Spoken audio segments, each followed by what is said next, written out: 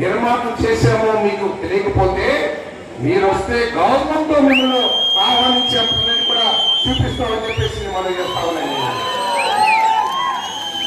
మీరు ఆపేసిన స్టేడియం పాలన వెంకట్రావు గారి కట్టారని కోపంతో మీరు ఆ ఇండోర్ స్టేడియం పూర్తిగా పూసిపడి చుక్కుబడి చేశారు. ఆ స్టేడియం ని పూర్తి చేసి ఈ నూజివీడులో ఉన్న క్రీడాకారులకి బహుమానంగా కూటమి ప్రభుత్వం తరఫున ఏర్పడతామని చెప్పేసి మనం చేస్తాము. అదేవిధంగా మీరు ఏదైతే టిట్కో ఇల్లు కట్టవాళ్ళు కడితే నేను ఇక్కడ నేరాలు తీర్చేస్తానని చెప్పేసి ఆ పొలవెల్లి కొడుకున్నారో మీరు ఆ పొలంలో టిట్కో ఇల్లు పూర్తి చేసి త్వరలో ఆ పేదవాళ్ళందరికీ కూడా ఇల్లు అప్పగించే పని జరిగిపోతున్నామని చెప్పేసి మీరు చేసిన మోసం మీకు బాగా అనిపించట్లేదు కానీ మాకు బాగా అనిపిస్తుందని చెప్పేసి మనం చేస్తా ఉన్నాము. మీరు ఆ టిక్కో లబ్ధిదారులకి ఇల్లు ఇవ్వాల్సింది పోయి రూపాయికే మేము అపార్ట్మెంట్ ఇస్తామని చెప్పేసి ఎన్నికల్లో చెప్పిన మీరు ఆ బెనిఫిషియరీస్ పేరు మీద అప్పు తీసుకొని మీరు బ్యాంకులు వెళ్తారు. చాలా మంది వస్తారు నా దగ్గరికి, అయ్యా మా ఇల్లు వేల అయిపోతున్నారు, నేను అప్పు కట్టలేదని చెప్పేసి కొద్దిగా బ్యాంక్ మేనేజర్తో మాట్లాడమంటారు. ఏదైనా అప్పు బ్యాలెన్స్ అంటే అయ్యా కొంత 10,000 ఉంది, నాకు అర్జెంట్ గా మా అమ్మగారిని హాస్పిటల్ చేర్పించాను, బ్యాంక్ నుంచి కొద్దిగా లోన్ ఇప్పించమంటే ఆ బ్యాంక్ వాళ్ళు చెప్తారు. నేను ఈ రోజు కూడా చెప్పారు, అయ్యా వాళ్ళ నాన్నగారు కొంత అప్పు బాకీ పడ్డాడు, ఆ నాన్నగారు చనిపోయారు, మరి బాకీ ఉండే కనుక ఎట్లా ఇవ్వాలని అంటే అప్పు కనుక బాకీ ఉంటే ఉండే సమస్య గురించి నేను చెప్తా ఉన్నాను. ఒక ప్రభుత్వం ప్రజల చేత ఎన్నుకోబడిన ప్రభుత్వ మాటలు నమ్మి బ్యాంకులు ఆ బెనిఫిషరీస్ పేరు మీద లోన్ ఇస్తే ఆ లోన్ ని దేనికోసం అయితే తీసుకున్నారో టిట్కో అపార్ట్మెంట్లు పూర్తి చేస్తానికి తీసుకున్నారో ₹1 కూడా దాని మీద ఖర్చు పెట్టుకోకుండా దాన్ని పక్కదారి పట్టించింది గత ప్రభుత్వం అని చెప్పేసి మనం చేస్తాను. ఈ రోజు పేదవాళ్ళకి నోటీసు వస్తున్నాయి, ఏ రోజున ఆలోచించిన త్వరగానని చెప్పేసి ప్రశ్నిస్తామని ఏ రోజైనా సరే ఈ పేదవాళ్ళు ఏదైనా అప్పు కోసం వెళ్తే నీ టిట్కో అప్పు చూపిస్తున్నారు, సిబిల్ రేటింగ్ చూస్తే నీ పేరు మీద అప్పు తీసుకున్నారని చెప్పేసి చూపిస్తున్నారు. కాబట్టి ఇవన్నీ కూడా ఆలోచించండి. ప్రతిపక్షం ఒకసారి గెలుపు ఓటములు బాగున్నాయి, మీరందరూ కూడా ఒకటి అర్థం చేసుకోవాలి. రాజకీయం అంటే ఏదో పార్థసారథికో లేదా ప్రతాప్ అప్పారావు గారికో ముద్రపల్లి వెంకటేశ్వర గారికో లేదా ఇంకా ఎవరికో సంబంధించింది కాదు. రాజకీయం అంటే ప్రభుత్వం అంటే ఈ రాష్ట్రంలో 5 కోట్ల మంది ప్రజల భవిష్యత్తుకి సంబంధించిన విధాన నిర్ణయం అనే విషయాన్ని మీరందరూ గుర్తించుకోవాలని చెప్పేసి మనం చేస్తా ఉన్నాను. మీరు ఆలోచన ఏ ప్రభుత్వం అయితే అధికారంలో ఉందో ఆ ప్రభుత్వ సిద్ధాంతాల ప్రకారం రాష్ట్రం నడుస్తుంది, పేదవాళ్ళకి మేలు జరిగిందనే విషయాన్ని మీరందరూ గుర్తించుకోవాలని చెప్పేసి మనం చేస్తా ఉన్నాను. దయచేసి ఈ నూజివీడు నియోజకవర్గంలో రౌడీయిజాన్ని పెంచి పోషించొద్దు. నేను పోలీస్ అధికారులకు చాలా స్పష్టంగా చెప్తాను, గంజాయి బ్యాచ్ ఎవరున్నా సరే నిర్దాక్షిణ్యంగా గంజాయిని అరికట్టిందని చెప్పేసి మనం చేస్తా ఉన్నాను. నేను రౌడీని కాను, నేను మీకు ముందే చెప్పాను, ఈ నూజివీడు నియోజకవర్గంలో పెద్ద పాలేరు అని చెప్పేసి.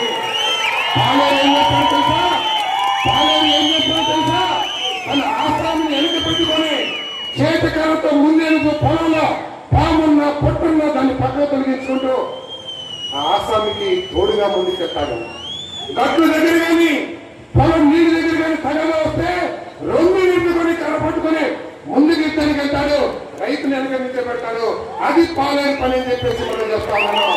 ఈ నియోజకవర్గ పిల్లలకి ఏదొచ్చినా కూడా కర్ర పట్టుకుని ముందుకెళ్ళడానికి పాలైన ఎప్పుడు సిద్ధంగా ఉన్నానని చెప్పేసి మీదకి మరొకసారి తెలియజేస్తూ, ఈ నియోజకవర్గంలో ఏ పేరువాడు కూడా నాకు ఎటువంటి ఎండ లేదు, నాకు ఎటువంటి దండ లేదు, నాకు ఎవరు తెలియదు, నాకు అధికారులు తెలియదు, నా సమస్యను ఎవరు పరిష్కరిస్తారని బెంగపడుకోకుండా నీకు నూతివేడిలో పార్టీసారి ఉన్నాడు, అమరావతిలో చంద్రబాబు ఉన్నాడు, అమరావతిలో లోకేష్ ఉన్నాడు, అమరావతిలో పవన్ కళ్యాణ్ ఉన్నాడని ధైర్యంతో కూడా ముందుకెళ్ళాలని చెప్పేసి మనం చేస్తామని ప్రజలు గౌరవనీయ మాజీ శాసనసభ్యులు గౌరవాలు చాలా రెచ్చిపోతా మాట్లాడుతూ ఉన్నారు.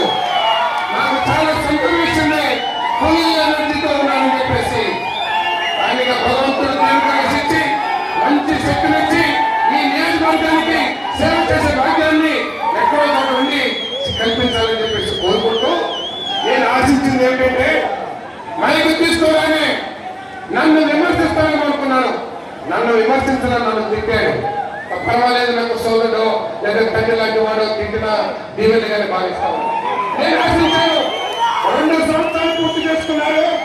ఏమైనా కాంగ్రెస్ ఏం చేశావు గొప్పగా చెప్తున్నా వాళ్ళ చింతలపూడి ప్రాజెక్ట్ గురించి ఏం చేశామని ప్రశ్నిస్తారేమో అని అనుకున్నాను. నేను అనుకున్నాను కాంగ్రెస్ చాలా అభివృద్ధి చేశారంటున్నావు కదా, కొన్ని వందల కోట్ల రూపాయలు ఖర్చు పెట్టారని ప్రచారం చేసుకుంటున్నావు కదా, తిరుమల రోడ్డు గుంటలతో ఏమైందో ప్రజలు ఇబ్బంది పడుతున్నారని ప్రశ్నిస్తారేమో అని భయపడ్డాను. నేను ఏమైనా కాంగ్రెస్ ఆ రోజు టిక్కో గురించి పెద్ద ఉపన్యాసాలు ఇచ్చావు కదా, ఇంకా టిక్కో అప్పచెప్పలేదంటే నా పేదవాళ్ళకి ఏం చేస్తున్నావు పాకిస్తాన్ అడుగుతారేమని చెప్పేసి భయపడ్డాను నేను.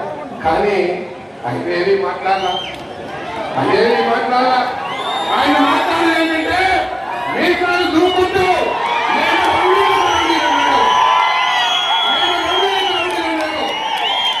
అయ్యా నువ్వు రౌడీ అనగానే నీ సోదరులో లేకపోతే నీ పిల్లలో ఏ విధంగా కన్యాక కొట్టుకున్నారో రాష్ట్రం అంతా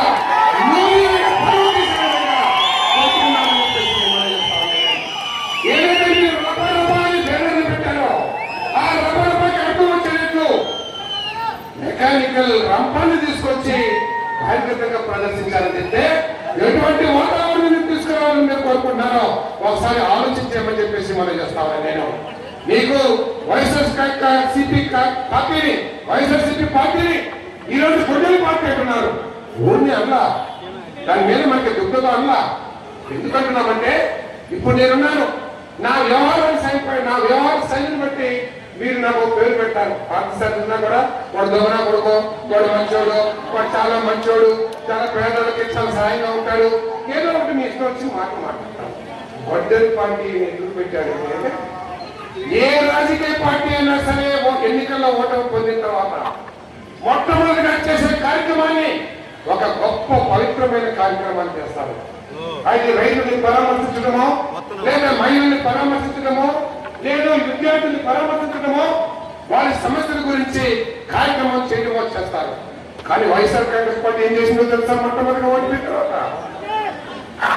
తెనాలిలో గంజాయి వేసి పోలీసులు కొడితే వాళ్ళు ఏదో రోడ్డు మీద కొట్టారని చెప్పేసి ఆ గంజాయి రైతులకి నేను అండగా ఉన్నాను, మన ప్రభుత్వం వస్తుంది, మీరు ధైర్యంగా ఉండండి, మీరు గంజాయి కొట్టండి, ఇష్టం వచ్చినట్టు మన గవర్నమెంట్ వచ్చేటప్పుడు వచ్చినా చూసుకున్నామని భరోసా కల్పించడానికి వెళ్ళారు. కాబట్టి గొడ్డలి పార్టీ అంటామని చెప్పేసి మనం చేస్తామని.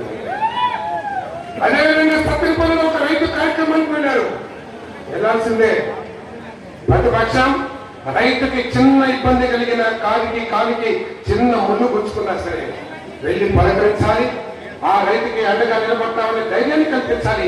అది మనందరి రాజకీయ నాయకుల బాధ్యత అని చెప్పేసి మనం చేస్తాము. వెళ్తా మనం కూడా చంద్రబాబు నాయుడు గారు కూడా చేశారు చాలాసార్లు రైతు యాత్రలు, లేక ఇతర పార్టీలు కూడా చేసినాయి. ఆ ర్యాలీలో కార్యకర్తలకు అందరూ కూడా ఏం పెట్టారంటే ప్రభుత్వం గిట్టుబాటు చెల్లించాలి రైతుకి, రైతుకు న్యాయం చేయాలి, రైతుకి సాగునీరు కావాలి, లేదా పోలవరం పూర్తి చేయాలి. ఇటువంటి బ్యానర్లు పెట్టుకుని ఆ నాయకుల యాత్రని ర్యాలీని కొనసాగిస్తారు. అది మనం చూసాం. కానీ మొట్టమొదటిసారిగా అందరూ సిగ్గుపడే విధంగా రైతు గురించి ఎక్కడ ప్రస్తావన లేదు, రైతు పడుతున్న సమస్యల గురించి ఎక్కడ ప్రస్తావన లేదు. రఫరఫా జరుగుతాం, ఎవరిచ్చినా తొక్కేస్తాం అని నినాదాలు చేస్తూ ప్లే కార్డులు పెట్టుకున్నారంటే ఆ ప్లే కార్డులకు తగ్గట్టు ఆ నాయకుడి కాలు కూడా ఒక పేదవాడు తొక్కేసుకుంటూ వెళ్ళిపోతే కనీసం ఆపే పరిస్థితి కూడా లేదని చెప్పేసి మనం చేస్తాను. అందుకనే గొడ్డల పార్టీ అని చెప్పేసి మనం చేస్తాను. ఈ రోజు ఒక వైసీపీ నాయకుడు గురువాని చెప్తా ఉన్నాడు, ఇది పరశురామ గొడ్డలి అని చెప్పేసి, పరశురామ గొడ్డలి అని చెప్పేసి చెప్తా ఉన్నాడు. అయ్యో, పరశురాముడు మెచ్చే మనుషులా మీరు? పరశురాముడు మెచ్చే మనుషులా మీరు? వైసీపీ వాళ్ళు మనం చాలా కథలు విన్నాం. భాగవతం కానీ, భారతం కానీ, రామాయణం కానీ. ఎప్పుడు బలమైన ఆయుధం దుర్మార్గం చేతుల్లోకి వచ్చిందో భగవంతుడు వచ్చి ఆ ఆయుధంతోనే వారిని సఫా చేశాడు. భస్మాసురుడు ఉన్నాడు. భస్మాసుడికి ఏమవుతుందో తెలుసా? మగవాడు కానీ, గాలిలో కానీ, భూమి మీద కానీ, ఆడవాళ్ళతో కానీ ఎవరితో కూడా నాకు మరణం రాకూడదని భగవంతుడు కోరుకున్నాడు. భగవంతుడు ఇచ్చాడు ఆశీర్వాదం. నీకు మరణం లేదు, మహిళతో కానీ, పురుషులతో కానీ, లేదా ఆకాశంలో కానీ, భూమి మీద కానీ నీకు మరణం లేదంటే నిజంగానే మరణం లేదనుకున్నాడు. అప్పుడు ఏం చేశాడు? దేవుడు వచ్చి చక్కగా ఒక భరతనాట్యం చేసి తన చేతిని తన నేతి మీద పెట్టించి భస్మం చేశాడు. ఆయనే భస్మాసురుడు.